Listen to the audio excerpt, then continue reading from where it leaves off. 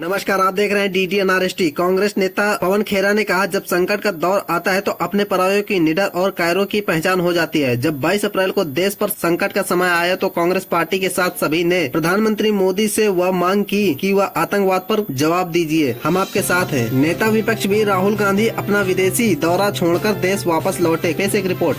जब संकट का दौर आता है किसी व्यक्ति पर, किसी परिवार पर, किसी समाज पर, किसी देश पर, तो अपने पराये की और निडर और कायर की पहचान हो जाती है। अभी 22 अप्रैल को देश पर एक संकट का समय आया, पूरा देश दहल गया। किस तरह से 26 निर्दोष सैलानी, टूरिस्ट आतंकियों के हाथ मारे गए पहलगाम, और देश एक आवाज में बोल रहा था, मांग कर रहा था देश के प्रधानमंत्री से, देश के रहनुमा से, कि आप आतंकवाद के खिलाफ जो कदम उठाने हैं उठाइए। एक जिम्मेदार विपक्ष की हैसियत से कांग्रेस पार्टी ने 22 अप्रैल की रात को ही तुरंत एक स्टेटमेंट जारी किया और संकट की इस घड़ी में सरकार से कहा कि हम आप जो निर्णय लेंगे उसके साथ खड़े। नेता प्रतिपक्ष श्री राहुल गांधी विदेश यात्रा को बीच में ही छोड़कर लौटे। कांग्रेस अध्यक्ष श्री मल्लिकार्जुन खड़गे ने आग्रह किया सरकार से कि आप ऑल पार्टी मीटिंग बुलाइए, और उस बैठक में हमने बिना किसी किंतु परंतु के सरकार को कहा, आप जो कदम उठाएंगे हम आपके साथ रहेंगे। एक आवाज में बोलेंगे, और एक आवाज में बोला। तुरंत हमने कांग्रेस कार्य समिति की बैठक भी बुलाई और उसमें भी यही प्रस्ताव पारित किया कि हम अपने सैन्य बलों का मनोबल बढ़ाने के लिए राजनीतिक रूप से एक आवाज में बात करेंगे। राहुल जी पहलगाम के पीड़ितों से मिलने गए, अस्पताल में गए, वहां के अलग अलग भिन्न भिन्न स्टेक होल्डर्स से मिले, वो पोनी एसोसिएशन हो, अलग अलग एसोसिएशन से वो वहां मिले, और जो भारत के सिविलियंस पर पाकिस्तान की कायराना फायरिंग पुंछ में हुई, राहुल जी वहां भी गए अभी 3 दिन पहले, और उनकी सुध ली, उनकी तकलीफों को साझा किया देश के साथ। आप मरहम लगाने मणिपुर नहीं जा पाते और यूं दिन भर डायलॉग दे रहे हैं, रगों में खून, रगों में सिंदूर, सिंदूर ठंडा, खून गरम, खून ठंडा, सिंदूर गरम। क्या है ये? मजाक बना रखा है इस पद का? कोई मर्यादा है या नहीं इस पद की? इस पद के साथ जिम्मेदारियां जुड़ी हैं, डायलॉग बाजियां नहीं जुड़ी हैं, और उन जिम्मेदारियों में मणिपुर जाना भी लिखा है, जख्मों पर मरहम लगाना भी लिखा है। अपनी जिम्मेदारियों से बिल्कुल दूर भागने वाला व्यक्ति दिन भर, मुझे लगता है ये 18 घंटे में से 17 घंटे डायलॉग्स की प्रैक्टिस करते हैं और 1 घंटा बोलते हैं। जो पीड़ादायक बात है, जो शर्मनाक बात है, वो क्या है कि एक तरफ कांग्रेस पार्टी, पूरा देश, पूरा विपक्ष देश हित में डटा हुआ है आज तक, लेकिन 22 तारीख अप्रैल की रात से आज तक भाजपा की जो ओछे दर्जे की राजनीति, बहुत निम्न स्तर की राजनीति, उसमें कहीं कोई रोक टोक नहीं, वो रुके नहीं, वो उसी निम्न स्तर पे लगे रहे, अभी भी लगे हुए हैं, और अपना जो विभाजनकारी उनका एजेंडा है, एक तरह से माफ कीजिएगा, उन्होंने आपदा में अवसर ढूंढा। पूरे देश में आवाज उठ रही थी कि पाकिस्तान को जवाब दिया जाए, आतंकियों के खिलाफ कदम उठाए जाए। भाजपा के लोग कश्मीर के छात्र छात्राओं के साथ दुर्व्यवहार कर रहे थे, देश की जो अकलियत है, माइनॉरिटी है, मुसलमान है, उनके साथ दुर्व्यवहार कर रहे थे। सोशल मीडिया पर क्या कर रहे थे? आपके सामने, आपदा में अवसर इसीलिए कहते हैं। और जो आधिकारिक सोशल मीडिया हैंडल्स हैं, उसमें एक धार्मिक उन्माद फैलाने की चेष्टा की गई। मतलब आप देखिए, एक सत्ताधारी दल का स्तर देखिए कि जहां देश दहला हुआ है, देश उम्मीद कर रहा है कि भाई आप इन सब भेदभाव से ऊपर उठकर जवाब देंगे पाकिस्तान को, आप उसी स्तर में और ज्यादा दलदल में घुस रहे थे। आपने वो काम किया जो शायद जिन्ना चाहते थे, जो लश्कर तैयबा चाहता है, जो जैश चाहता है, जो पाकिस्तान चाहता है, आपने वही उन्हीं की भाषा में बात की, आपने वही विचारधारा दिखाई, आपने वही मानसिकता दिखाई। ये पीड़ा इस देश को हमेशा रहेगी, ये पीड़ा हम सब के मन में हमेशा रहेगी, और ये सवाल आने वाली कई दशकों तक, शतकों तक पूछा जाएगा कि जब देश पर आपदा आई तो कौन क्या कर रहा था। राहुल गांधी क्या कर रहे थे, मल्लिकार्जुन खड़गे जी क्या कर रहे थे, और नरेंद्र मोदी क्या कर रहे थे। वो क्या कर रहे थे उसका तो जिक्र करना भी मुझे लगता है इस गंभीर विषय पर उनका जिक्र करना मुझे लगता है बहुत मजाकिया हो जाए, और ये मजाकिया विषय है नहीं। जिस तरह से वो कभी प्रेम चोपड़ा की तरह, कभी परेश रावल की तरह डायलॉग्स दे रहे हैं, साहब जा जाकर ये सिंदूर है, इसमें रगों में मांग क्या है, खून है, गर्म है, ठंडा है, और गोली खाओ, रोटी खाओ। ये प्रधानमंत्री है देश के। आज तक हमें जवाब नहीं मिला कि 2023 में पुंछ में जो आतंकियों ने किया, 2 अक्टूबर 2024 में गांधरबल में जो किया, गुलमर्ग में अक्टूबर 2024 में जो किया, पहलगाम में अप्रैल 2025 में जो किया, उन आतंकियों का क्या हुआ, वो कहां है? आज तक जवाब नहीं मिला कि सीजफायर किन शर्तों पर हुआ। आज तक जवाब नहीं मिला हाफिज सईद, अजहर मसूद बच के कैसे निकल गए। क्या सीजफायर की शर्तों में इन्हें वापस लाना है या नहीं है? कोई जवाब नहीं। जवाब मांगो, सवाल पूछो तो ये डायलॉग आते हैं। पिक्चरें हम सबने देखी है साहब, हमारा सारा बचपन पिक्चरें देखकर गुजरा है, लेकिन गंभीर विषयों पे गंभीर चर्चा होनी चाहिए या पिक्चरों के डायलॉग होने चाहिए?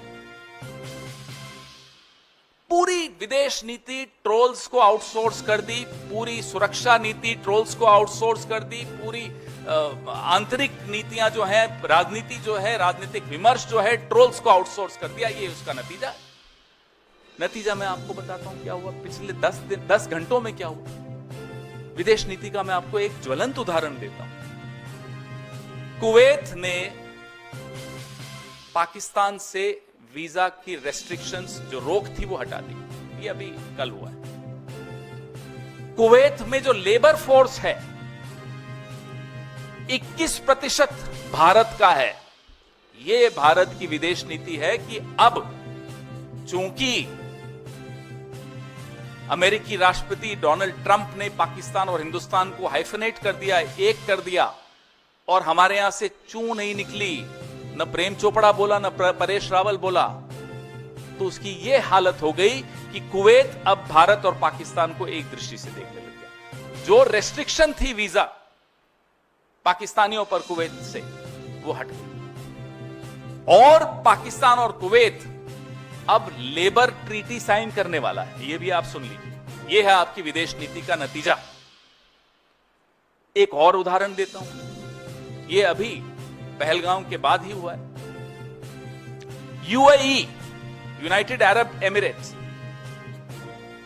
पाकिस्तान और भारत की हाइफनेशन का नतीजा देखिए कि 5 साल का वीजा की अनुमति पाकिस्तान को भी दे दी। ये स्थिति अब हमारी विदेश नीति की हो गई है। हम रोज कह रहे हैं, पिछले 1 महीने से कह रहे हैं कि साहब, एक नेपाल और भूटान तक नहीं बोला जब भारत पर संकट आया। किसी एक देश ने पाकिस्तान को आतंकी देश नहीं बोला। हमारी जुबान अकेले हम बोलते रहे, हमारी बात में बात नहीं मिलाई किसी ने। ये विदेश नीति की कमजोरी नहीं है तो और क्या है? 22 फरवरी 1994 में एक सर्वसम्मति से प्रस्ताव पारित हुआ था पीएको को लेकर। आज इस बात को 31 साल हो गए, और इस 31 सालों में बहुत कुछ बदला है, बहुत कुछ हुआ है। लेकिन जो मई 2025 के इस द्वंद्व में मालूम पड़ा, वो बहुत चिंता का विषय है कि कैसे चीन और पाकिस्तान एक होकर टेक्नोलॉजी के माध्यम से एक होकर आए, एक होकर दिखे। इससे ज्यादा खौफनाक और क्या हो सकता है कि हम इसके लिए तैयार नहीं हैं। हम इस बात को एड्रेस नहीं कर रहे क्योंकि ट्रोल्स को समझ में नहीं आता, सब कुछ तो ट्रोल्स निर्णय लेते हैं।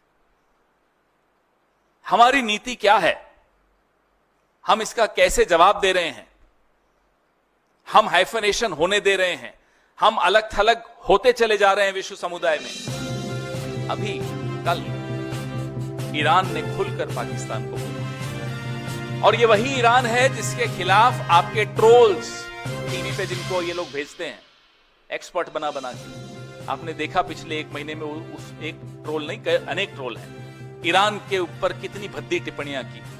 ये वही ईरान है जिसमें दशकों की मेहनत सरकारों ने की, कांग्रेस की सरकारों ने की और सरकारों ने की, कि आज भी वो पाकिस्तान को खुलकर उसने चुनौती दी कि आप आतंक को शरण देते। और कोई न नेपाल न भूटान, छोड़ दीजिए, कोई नहीं आया। तो ये सब बहुत गंभीर विषय हैं जिनको मुझे नहीं लगता कि सरकार बहुत गंभीरता से इसको एड्रेस कर रही है।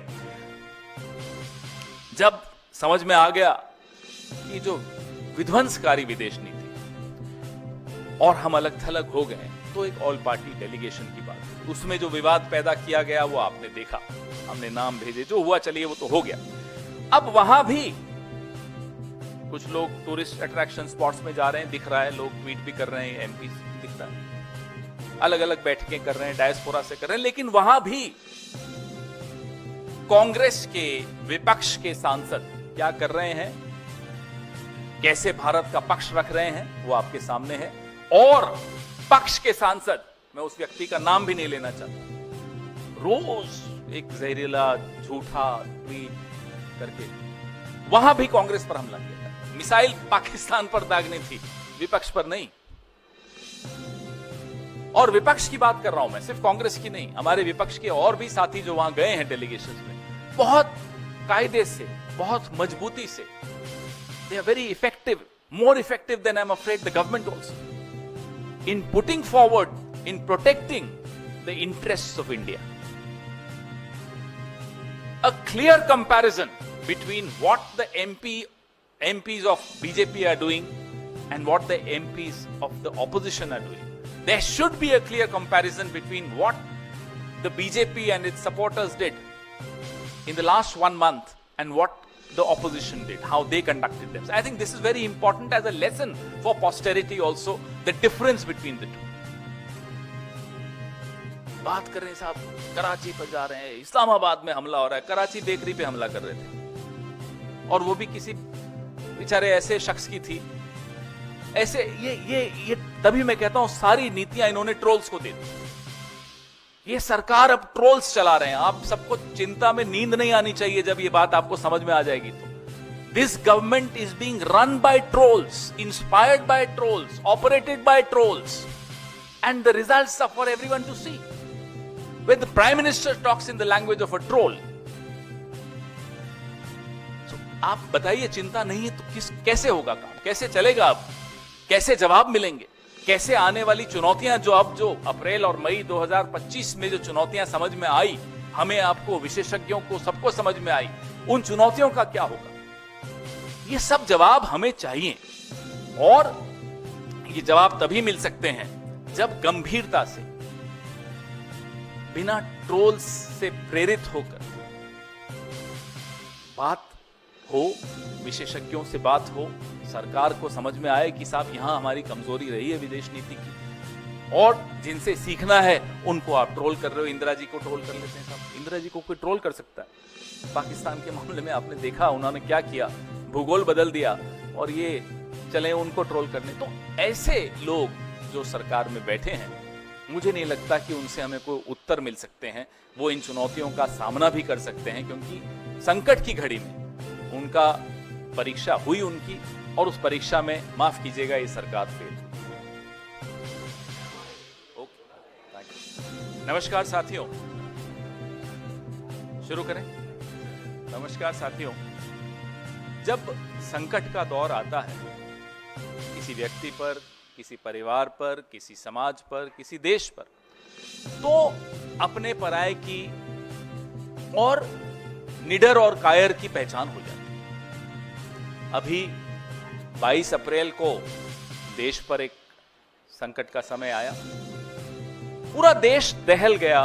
किस तरह से 26 निर्दोष सैलानी टूरिस्ट आतंकियों के हाथ मारे गए पहलगाम, और देश एक आवाज में बोल रहा था, मांग कर रहा था देश के प्रधानमंत्री से, देश के रहनुमा से, कि आप आतंकवाद के खिलाफ जो कदम उठाने हैं उठाइए। एक जिम्मेदार विपक्ष की हैसियत से कांग्रेस पार्टी ने 22 अप्रैल की रात को ही तुरंत एक स्टेटमेंट जारी किया और संकट की इस घड़ी में सरकार से कहा कि हम आप जो निर्णय लेंगे उसके साथ खड़े। नेता प्रतिपक्ष श्री राहुल गांधी विदेश यात्रा को बीच में ही छोड़कर लौटे। कांग्रेस अध्यक्ष श्री मल्लिकार्जुन खड़गे ने आग्रह किया सरकार से कि आप ऑल पार्टी मीटिंग बुलाइए, और उस बैठक में हमने बिना किसी किंतु परंतु के सरकार को कहा आप जो कदम उठाएंगे हम आपके साथ रहेंगे, एक आवाज में बोलेंगे। और एक आवाज में बोला। तुरंत हमने कांग्रेस कार्य समिति की बैठक भी बुलाई और उसमें भी यही प्रस्ताव पारित किया कि हम अपने सैन्य बलों का मनोबल बढ़ाने के लिए राजनीतिक रूप से एक आवाज में बात करेंगे। राहुल जी पहलगाम के पीड़ितों से मिलने गए, अस्पताल में गए, वहां के अलग अलग भिन्न भिन्न स्टेक होल्डर्स से मिले, वो पोनी एसोसिएशन हो, अलग अलग एसोसिएशन से वो वहां मिले।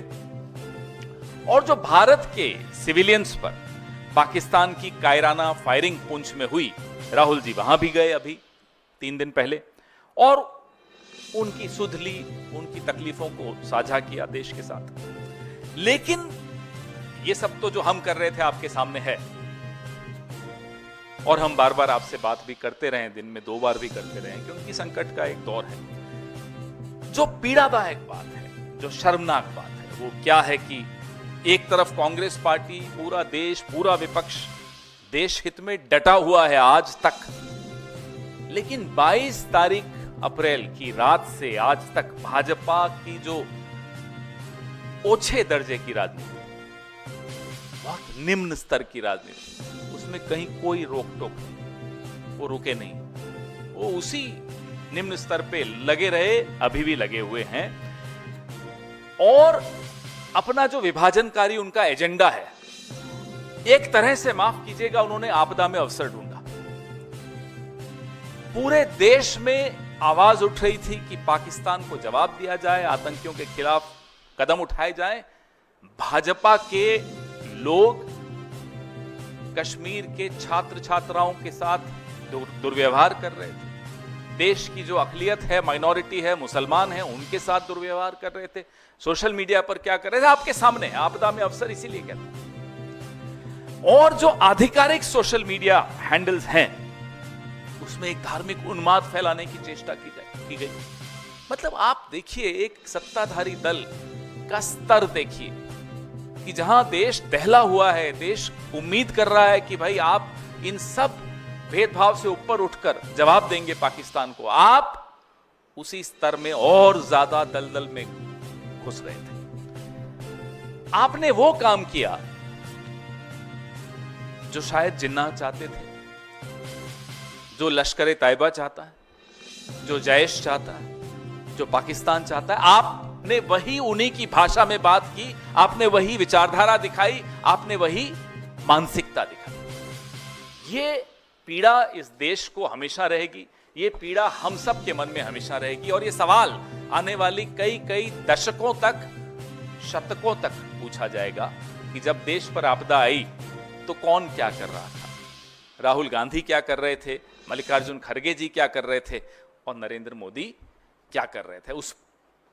वो क्या कर रहे थे उसका तो जिक्र करना भी मुझे लगता है, एक इस गंभीर विषय पर उनका जिक्र करना मुझे लगता है बहुत मजाकिया हो जाएगा, और ये मजाकिया विषय है नहीं। जिस तरह से वो कभी प्रेम चोपड़ा की तरह, कभी परेश रावल की तरह डायलॉग्स दे रहे हैं, साहब जा कर ये सिंदूर है, इसमें रगों में मांग क्या है, खून है, गर्म है, ठंडा है, और गोली खाओ, रोटी खाओ। ये प्रधानमंत्री है देश। आज तक हमें जवाब नहीं मिला कि 2023 में पुंछ में जो आतंकियों ने किया, 2 अक्टूबर 2024 में गांधरबल में जो किया, गुलमर्ग में अक्टूबर 2024 में जो किया, पहलगाम में अप्रैल 2025 में जो किया, उन आतंकियों का क्या हुआ, वो कहां है? आज तक जवाब नहीं मिला कि सीजफायर किन शर्तों पर हुआ। आज तक जवाब नहीं मिला हाफिज सईद, अजहर मसूद बच के कैसे निकल गए। क्या सीजफायर की शर्तों में इन्हें वापस लाना है या नहीं है? कोई जवाब नहीं। जवाब मांगो, सवाल पूछो तो ये डायलॉग आते हैं। आप पिक्चरें हम सबने देखी है साहब, हमारा सारा बचपन पिक्चरें देखकर गुजरा है। लेकिन गंभीर विषयों पे गंभीर चर्चा होनी चाहिए या पिक्चरों के डायलॉग होने चाहिए?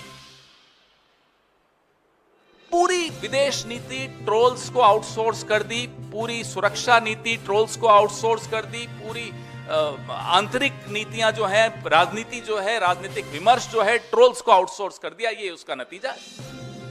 नतीजा मैं आपको बताता हूं क्या हुआ पिछले 10 घंटों में क्या हुआ विदेश नीति का। मैं आपको एक ज्वलंत उदाहरण देता हूं। कुवैत ने पाकिस्तान से वीजा की रेस्ट्रिक्शंस जो रोक थी वो हटा दी। ये अभी कल हुआ है। कुवैत में जो लेबर फोर्स है 21% भारत का है।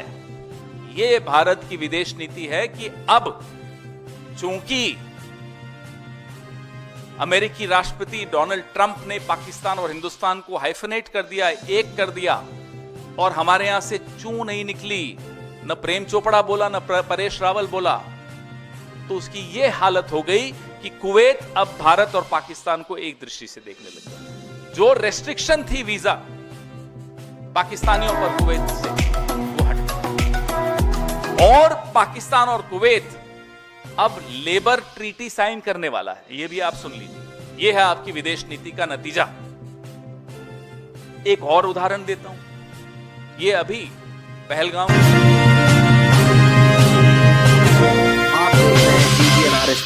के बाद ही हुआ है। UAE, United Arab Emirates, Pakistan और भारत की हाइफनेशन का नतीजा देखिए कि 5 साल का वीजा की अनुमति पाकिस्तान को भी दे दी।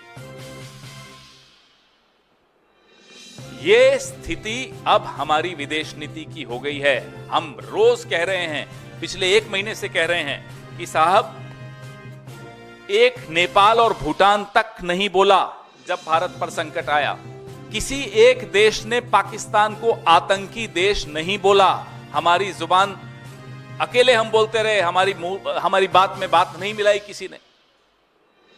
ये विदेश नीति की कमजोरी नहीं है तो और क्या है? 22 फरवरी 1994 में एक सर्वसम्मति से प्रस्ताव पारित हुआ था पीएको को लेकर। आज इस बात को 31 साल हो गए और इस 31 सालों में बहुत कुछ बदला है, बहुत कुछ हुआ है। लेकिन जो मई 2025 के इस द्वंद्व में मालूम पड़ा, वो बहुत चिंता का विषय है कि कैसे चीन और पाकिस्तान एक होकर टेक्नोलॉजी के माध्यम से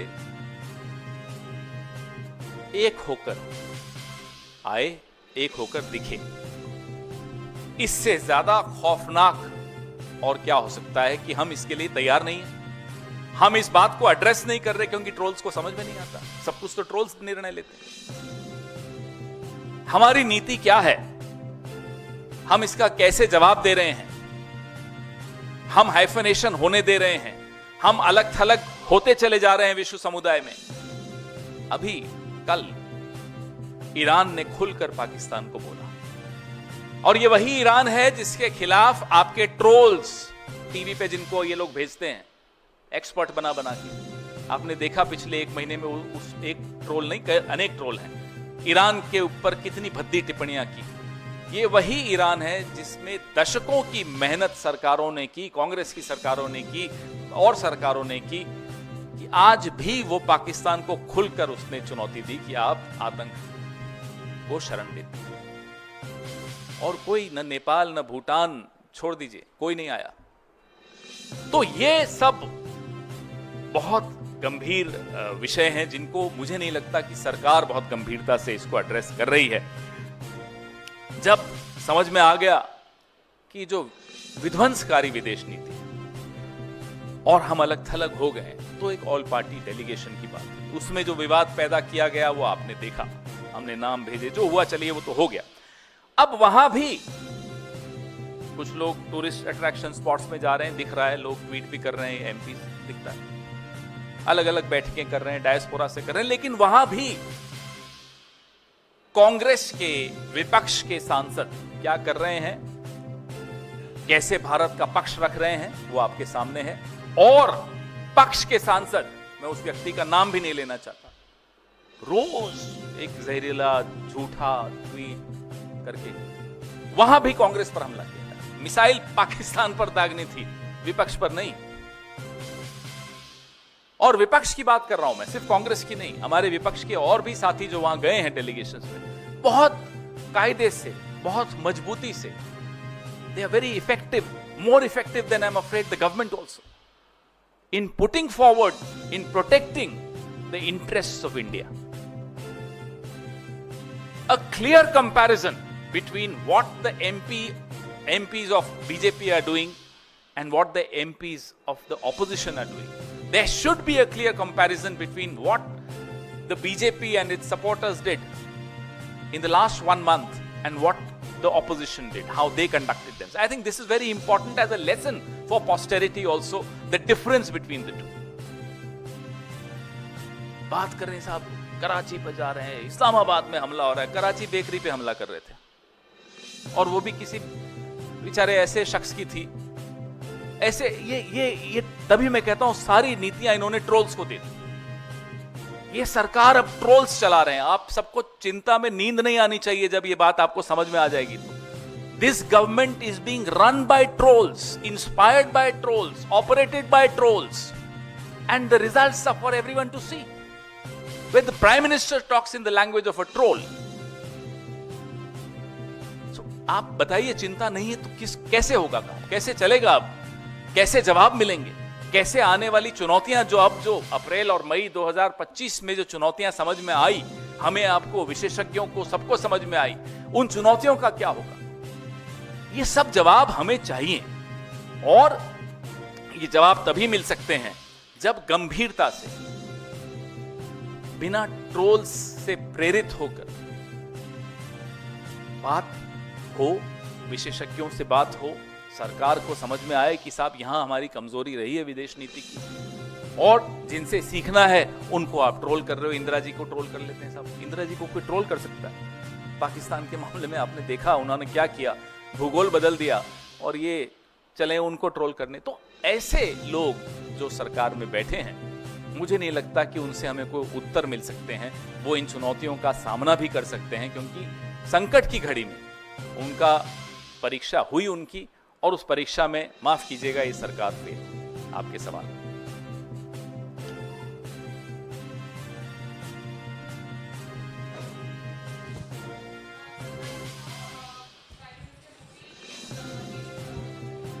Gujarat road show. He's in Gujarat and he has made certain comments saying that इस बार सारी व्यवस्था थी ताकि हमारे घर कोई सबूत ना मांगे. We demolished all targets in front of camera so that no one inside India asked for evidence. यही हल्की राजनीति. This is what we say. This is what we mean when we say that very low level politics, and that too straight. Troll in chief, divider in chief, the prime minister. अब ये troll की भाषा नहीं है तो क्या है? आपने तो खुद साबित, हमने नहीं, आपने नहीं, प्रधानमंत्री ने खुद साबित कर दिया जो अभी मैंने कहा. This is a language of a troll. आपने सीज फायर क्यों किया? बताइए, जब पूरा देश आपके साथ खड़ा है. 3 दिन और फौज को मिल जाते, सबूत छोड़िए, कोई कुछ नहीं मांगता. पाकिस्तान पानी मांग रहा होता आपसे. क्या किया आपने? वो 3 दिन अगर आप और दे देते. आपने दबाव में आकर सीज फायर किया, उसका जवाब देने की बजाय ये डायलॉग. पवन सर, मेरा सवाल आपसे ये है, कल कंसल्टेटिव कमेटी एक्सटर्नल अफेयर्स की मीटिंग हुई, जिसको खुद विदेश मंत्री ने जो है वो चेयर किया, और ये बात सामने आ रही है कि उस मीटिंग के अंदर जब ये सवाल आया कि राहुल गांधी ने पूछा है कि बताया गया था क्या पाकिस्तान को, तो वहां से ही उन्होंने ये जवाब दिया कि इस बात को बार बार पूछना और इसको पूछना भी भाई एक तरीके अंदर का अपराध है। अब अगर इस तरह की बात करनी है सारी परंपराओं को तोड़ते हुए, एस जयशंकर ने जो बाहर आकर स्पिन डॉक्टरिंग करने की कोशिश की, अगर हम भी परंपराएं तोड़ने पर आ जाएं तो अंदर उन्होंने क्या बोला था अगर बाहर आ जाए, शक्ल दिखाते फिरे, छिपाते फिरे, चुनौती देते हैं, आइए बाहर आके बोलिए, अच्छी बात नहीं है। अंदर क्या हुआ अगर हम बताएं कि जयशंकर जी ने अंदर क्या बोला, सरकार में शायद कोई भी मुंह दिखाने के काबिल नहीं रहेगा, लेकिन हम नहीं बोलेंगे क्योंकि हम परंपराएं समझते हैं, कन्वेंशंस का रिस्पेक्ट करते हैं, we respect those conventions. What happened inside if we were to expose, not a single minister in the cabinet will be able to show his face or her face, but we will not do that because we believe in conventions, we respect these democratic conventions. But Mr. Jaishankar alias JJ should also avoid becoming a spin doctor. I mean, he is known for a lot of things which he should not be known for. Now, one more addition is that he is also a spin compounder. I wouldn't even say spin doctor. Sir, प्रधानमंत्री ने अभी गुजरात में ये बोला है कि 1947 का reference draw करते हुए कि if that time we had listened to Sardar Patel and kept fighting till we have got back POK, things wouldn't have been wrong. He has no idea of history, geography, entire political science, basic democratic courtesies. Why are you even quoting him? Why do you even take him seriously? What were his ideological forefathers doing in 1947? They were criticizing Sardar Patel. They were burning his effigies in that era. They were making cartoons of Sardar Patel, Pandit Jawaharlal Nehru, Subhash Chandra Bose, Mahatma Gandhi. The famous cartoon of a Ravan with 10 heads. So, don't take the Prime Minister seriously. I don't think his cabinet takes him seriously. I don't think the RSS takes him seriously. I don't know why you keep quoting him. Mohan ji, थोड़ा देश के भीतर का दो सवाल हैं। पहला तो ये कि जिस तरीके से प्रधानमंत्री ऑपरेशन सिंदूर को लेकर वो प्रचार प्रसार कर रहे हैं, लेकिन अब मणिपुर की याद नहीं आ रही है। मणिपुर में वहाँ के जो गवर्नर हैं उनको इम्फाल एयरपोर्ट से अपने घर तक आने के लिए हेलीकॉप्टर का इस्तेमाल करना पड़ा। मणिपुर अभी भी जल रहा है। इस पर कांग्रेस पार्टी शर्मनाक बात है कि गवर्नर भी सुरक्षित अपने आप को महसूस नहीं कर रहे। राष्ट्रपति शासन की ये हालत है वहां, ये स्थिति है वहां मणिपुर में, और प्रधानमंत्री 2.5 साल होने वाले हैं, मणिपुर नहीं गए। हम लोग कई बार हुआ है, राहुल जी कई बार हुआ है, खड़गे जी हुआ है। मरहम लगाने की जरूरत होती है। देश का अपने आप को राजा समझते हैं, अलग अलग वेशभूषा में दिन में 4 बार नए नए कपड़ों में दिख रहे हैं। आजकल फौज की भी ड्रेस में उनकी होर्डिंग्स लगी हुई है। ये प्रधानमंत्री हैं कि आप मरहम लगाने मणिपुर नहीं जा पाते और यूं दिन भर डायलॉग दे रहे हैं, रगों में खून, रगों में सिंदूर, सिंदूर ठंडा, खून गरम, खून ठंडा, सिंदूर गरम। क्या है ये? मजाक बना रखा है इस पद का। कोई मर्यादा है या नहीं इस पद की? इस पद के साथ जिम्मेदारियां जुड़ी हैं, डायलॉग बाजियां नहीं जुड़ी हैं, और उन जिम्मेदारियों में मणिपुर जाना भी लिखा है, जख्मों पर मरहम लगाना भी लिखा है। अपनी जिम्मेदारियों से बिल्कुल दूर भागने वाला व्यक्ति दिन भर, मुझे लगता है ये 18 घंटे में से 17 घंटे डायलॉग्स की प्रैक्टिस करते हैं और 1 घंटा बोलते हैं। सर, एक और सवाल है सर। चौथी अर्थव्यवस्था भारत बन चुका है, ये कल नीति आयोग के सीईओ ने बयान दिया। उसके बाद तमाम मंत्रियों ने इसको एक उपलब्धि के तौर पर बताया मोदी सरकार के, और उसके बाद अब सफाई आई है कि हम नवंबर दिसंबर तक चौथी अर्थव्यवस्था बनेंगे। अब पहले से ही तारीफ करनी शुरू कर दी। ये हालत है इनकी। डेडलाइन 2047 की हर चीज के लिए कर चुके थे, फिर ये नया आंकड़ा लेकर आए, अब हम जापान से आगे बढ़ गए, फिर याद आया कि नहीं अभी बढ़े नहीं है। और नीति आयोग में कल एक बड़ी और रोचक बात हुई परसों। नीति आयोग ने कहा सबको कि भाई तुर्की का मॉडल अडॉप्ट करना चाहिए। ये टर्की का मॉडल अडॉप्ट करने के लिए कहा जा रहा है नीति आयोग की रिपोर्ट। आपने नहीं देखा? देखिए ना, मैं पढ़ता हूं। NITI Aayog report published on Monday has mentioned Turkey as one of the nations from which India should adopt global best practices to address and bridge the skill gaps in the country's medium enterprise. Skill gaps को ठीक करने के लिए नीति आयोग कहता है कि Turkey का model adopt कीजिए। ये जो मैं कहता हूं आपको, नीतियां सारी ट्रोल्स के हाथ में दे दी। नीति आयोग को बेचारे को पता नहीं चला कि ट्रोल्स क्या कर रहे हैं। ये स्थिति है। और नीति आयोग को छोड़िए, जब पूरी सरकार के लेफ्ट हाथ को नहीं मालूम कि राइट हाथ क्या कर रहा है, तो यही होगा ना।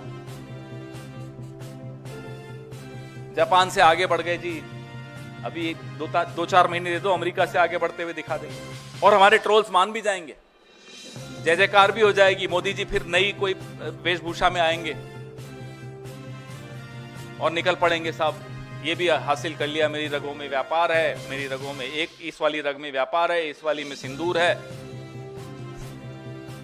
पवन जी, सर, यूपी सरकार ने फैसला किया है कि अब जो भी शादी यूपी में होगी उसमें सिंदूर दान गिफ्ट किया जाएगा। वही आपके यूपी के कोई सवाल अध्यक्ष कहते हैं, इन सवालों पे क्या जवाब दें भाई? पहलगाम में जो सिंदूर उजड़े हैं, क्या उन आतंकियों को आप लेकर आए हो? क्या सीजफायर में वो आतंकियों को लाने की शर्त रखी है?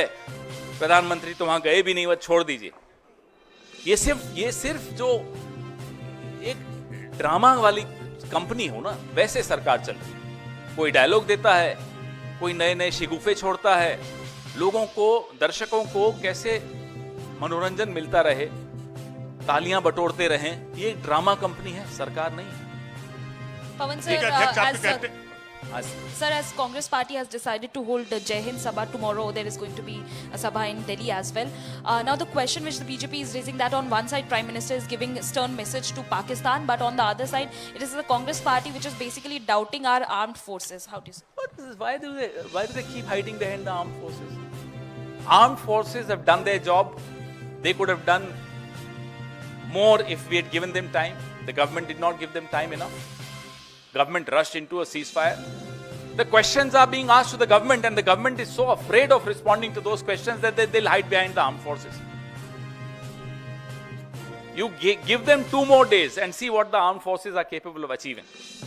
But we'll ask questions to the political leadership. We have a brave army and a coward as a prime minister. We have a very brave forces, but a very, very coward kind of a government.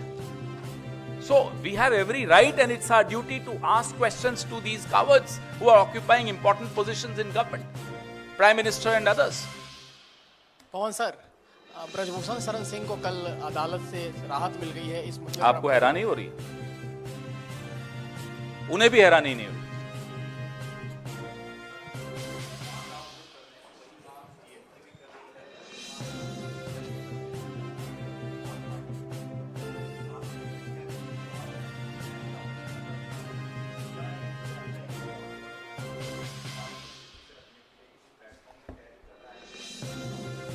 देखिए, हम लगातार प्रधानमंत्री से आग्रह करते आए कि आप आइए ऑल पार्टी मीटिंग्स में। प्रधानमंत्री उसका जवाब तक नहीं दिए। ये तो इस व्यक्ति का नैतिक बल है कि विपक्ष की चिट्ठी तक का जवाब नहीं दे सकता। हम यह भी कहते आए कि आप एक स्पेशल सेशन ऑफ पार्लियामेंट, विशेष सत्र बुलाइए संसद का, उसका भी जवाब नहीं आया। और ऐसे व्यक्ति से किस भाषा में कौन कैसे बात करे, अब उसमें रुचि भी देश की खत्म हो गई। क्योंकि इन्हें तो जो अपनी राग अलापनी अलापनी है, वो टोपी लगा के और चले जा रहे हैं फौज की तरह। तो ये उसी में है। मैं आपको कहा ना, ये सरकार नहीं है, this is like a drama company.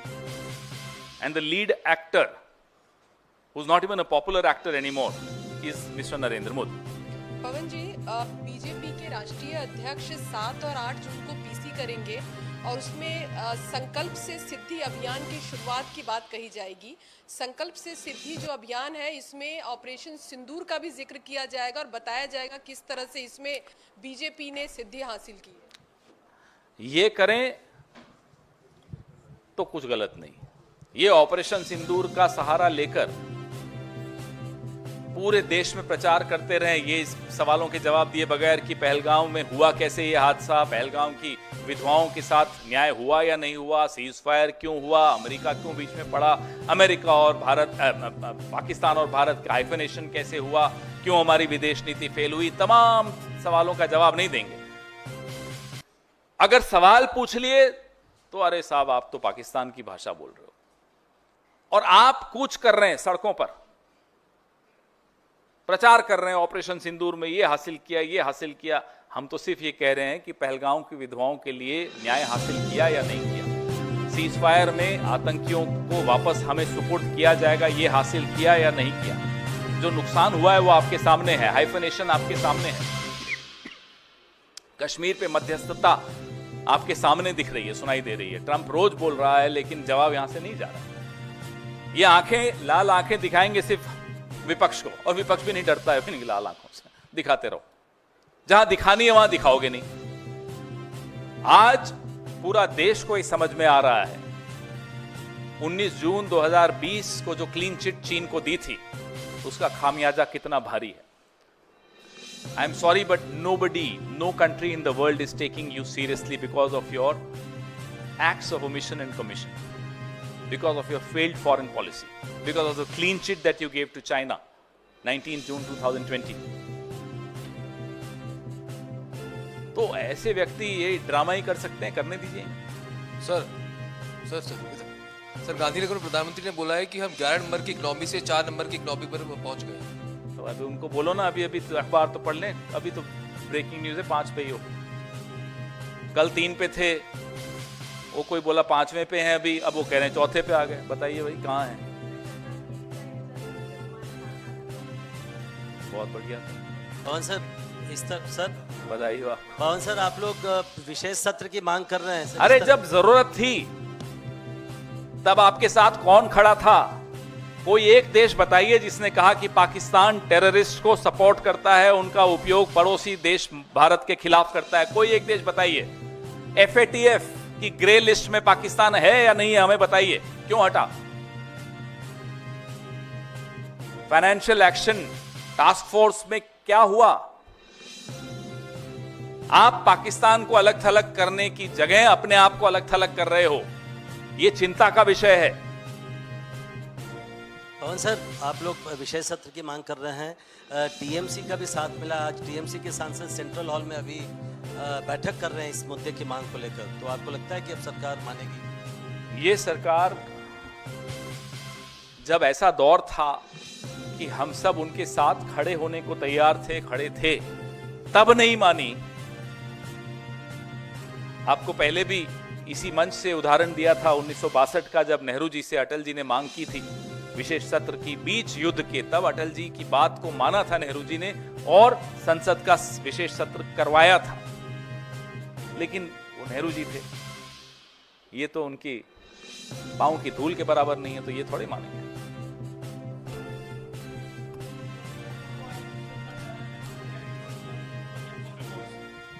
After 60 years, do you think we deviated from that?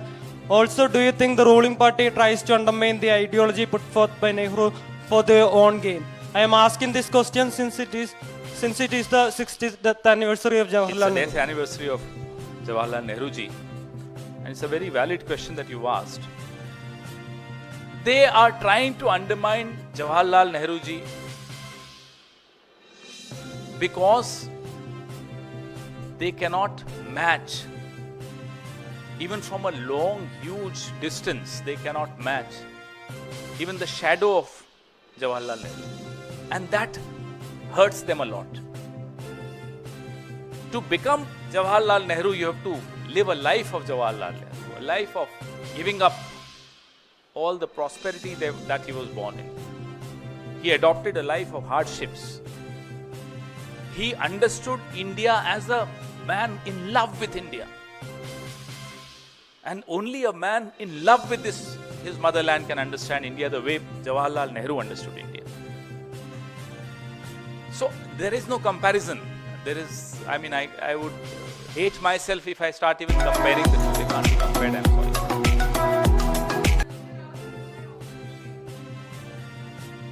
देखिए, अब उनसे पूछिए, उनका सवाल मैं जवाब कैसे दूं?